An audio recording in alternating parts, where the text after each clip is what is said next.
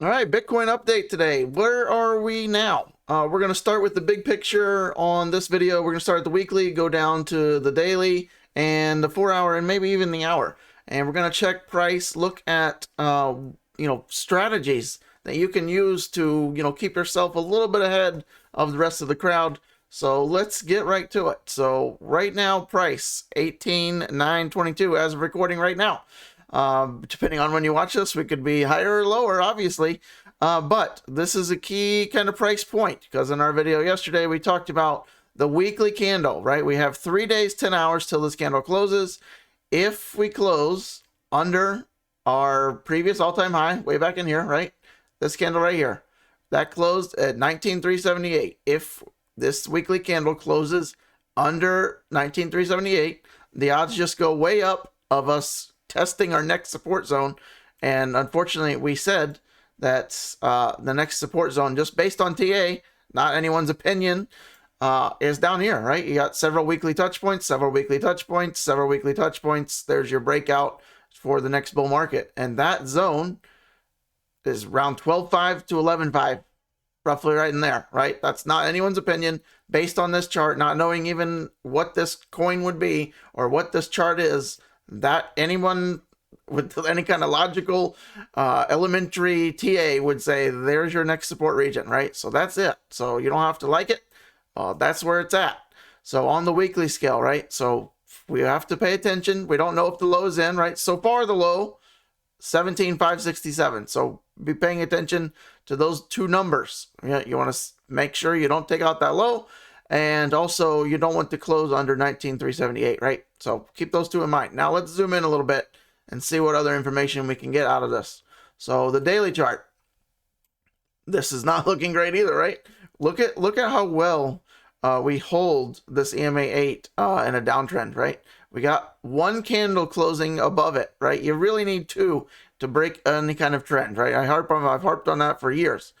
So look at the exact reason, right? We closed one and then second one right back below it, held it at resistance. Look how many times, how many days, right? We after attempting, look at the wicks, right? Let's zoom in and look at the wicks here, right? One wick, we tried to get above it. Two wicks, tried to get above it. Three wicks, tried to get above it, right? That's where the price moved.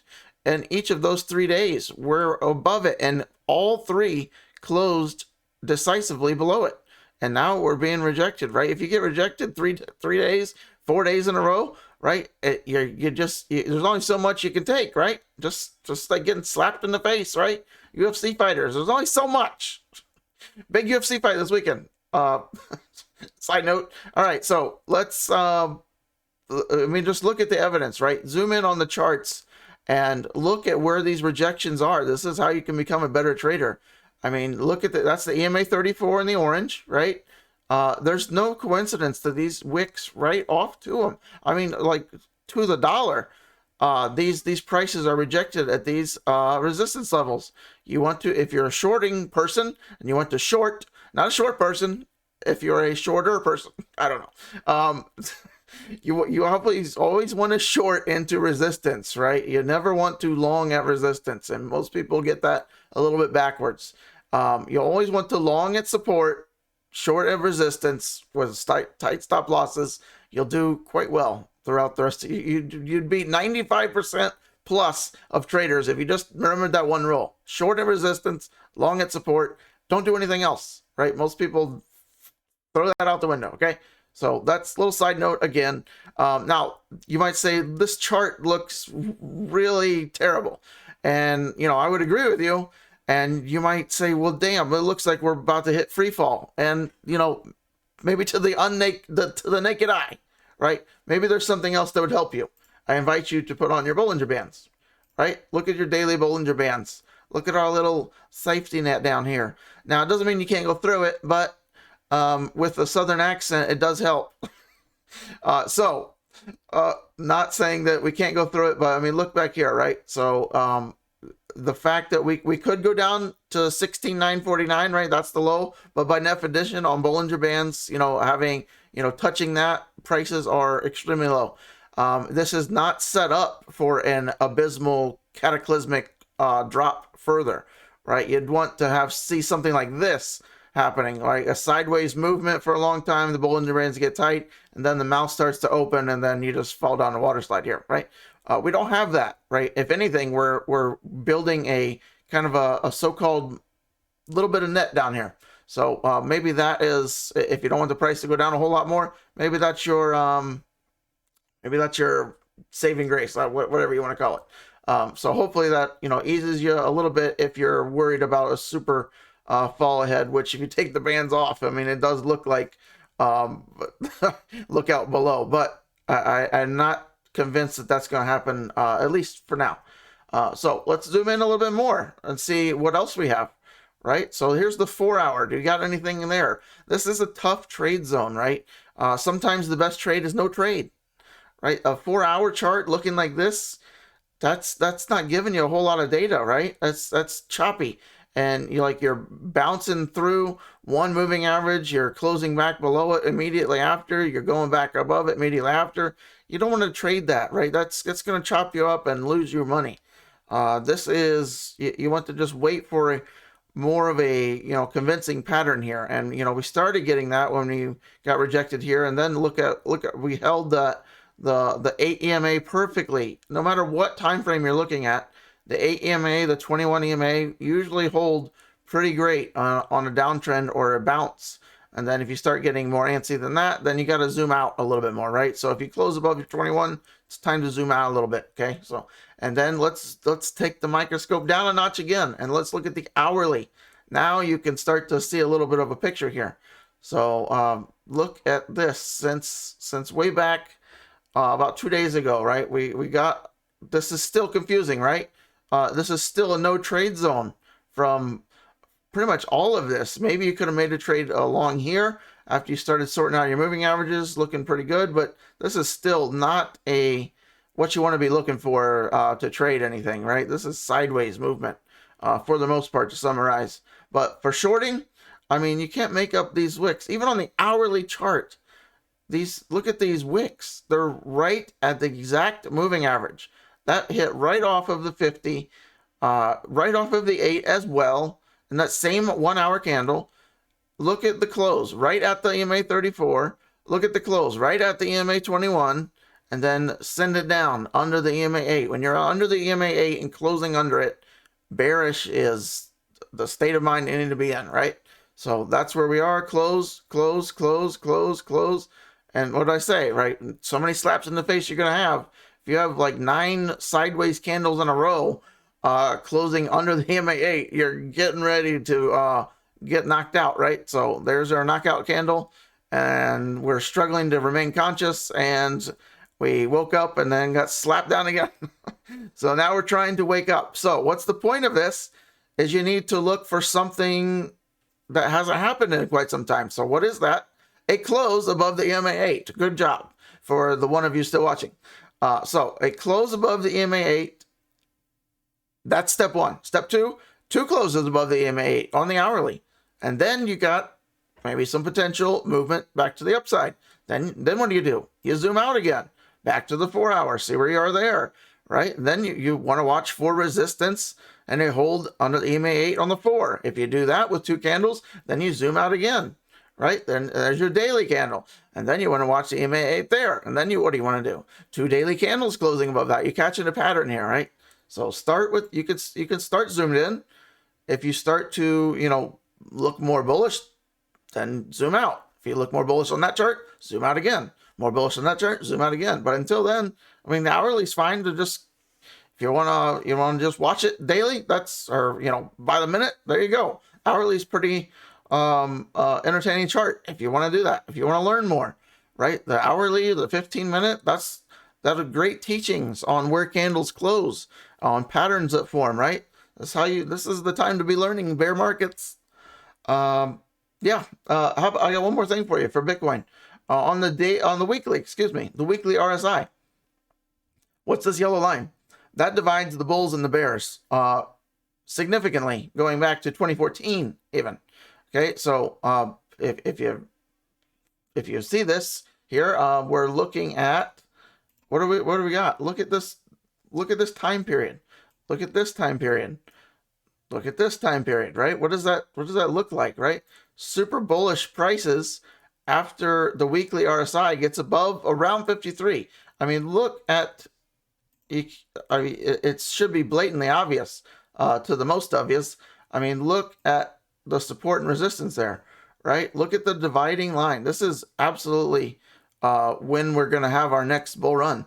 When the weekly RSI gets back above 53, right? It's been the line in the sand for 7+ years, and it's probably going to remain the line in the sand for at least the foreseeable future, for the next couple years, to say the least. So that's where we're looking at. And when could we possibly, get back up above here again? Well, if we had a V-shaped recovery, which is unlikely, right?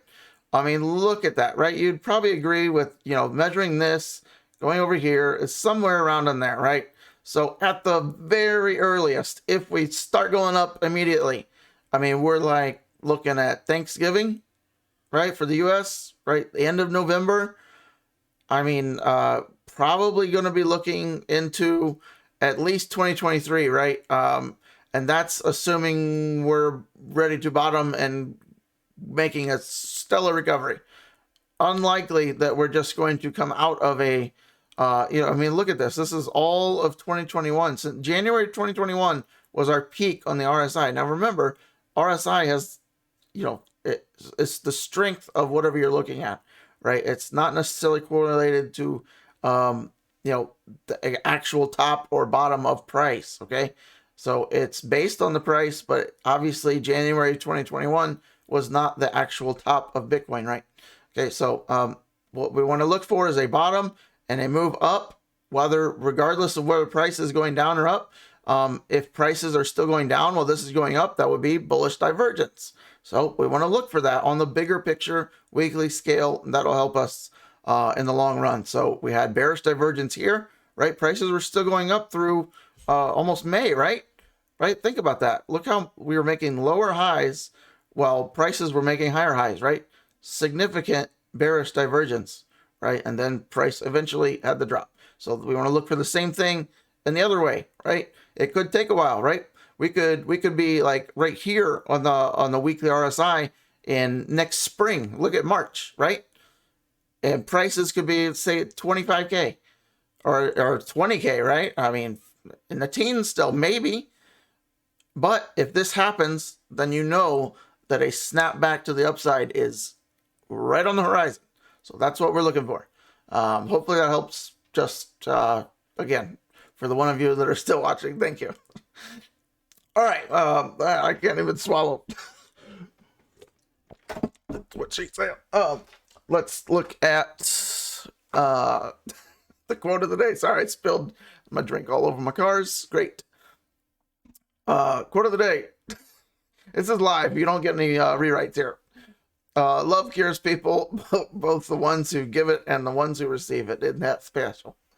So sweet. All right. Place of the day. Edinburgh, Scotland, I believe. Edinburgh, Scotland. Got it. Anybody from Scotland? I used to have a, whatever.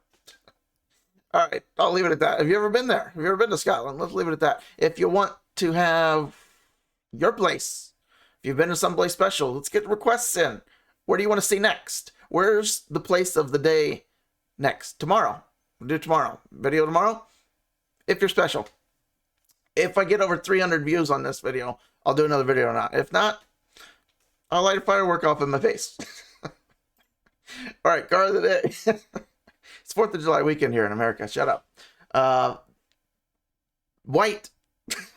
Obviously, Tesla Roadster, Jesus. I don't know why I picked it. I like it. No mirrors, if you notice. All right, it's going to be cameras. The cameras are down in here, just like most Teslas now, but we still have mirrors. So hopefully, by the time this comes out in the next couple of years, probably going to be 2024, maybe we can, slide around the no mirror government mandate. No windshield wipers. They've patented a kind of a vibration laser windshield wiper thing, so just going to vibrate the shit out of the rain. No need. And yeah, there's a side view, pretty slick, Rick. on that view. Massive wheels, nice red brakes, no door handles, no BS, just aerodynamic as hell. Carbon diffuser in the back, and even found a blue color. I don't think this is real. I think someone photoshopped this, but pretty cool. They even did the blue brakes down here. I think so far Tesla's probably just gonna make white, black, red, and I think gray.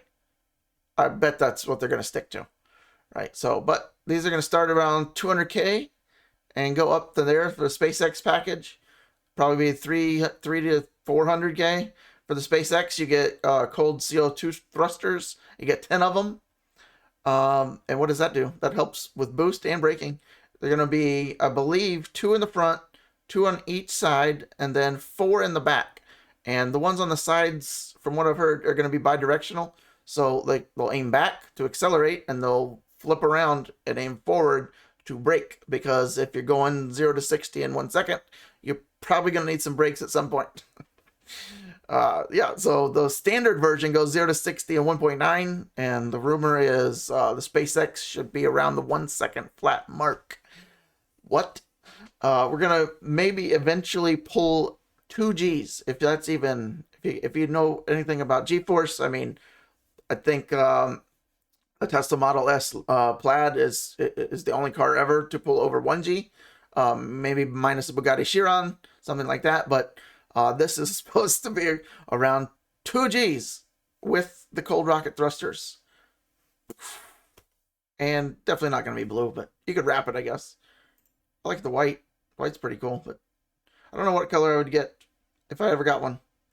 Got to accumulate the Bitcoin first. The Bitcoin. Hey, Bitcoin goes down to like 11.5. I mean,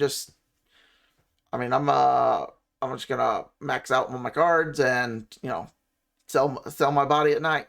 All right, I'll see you on the next video.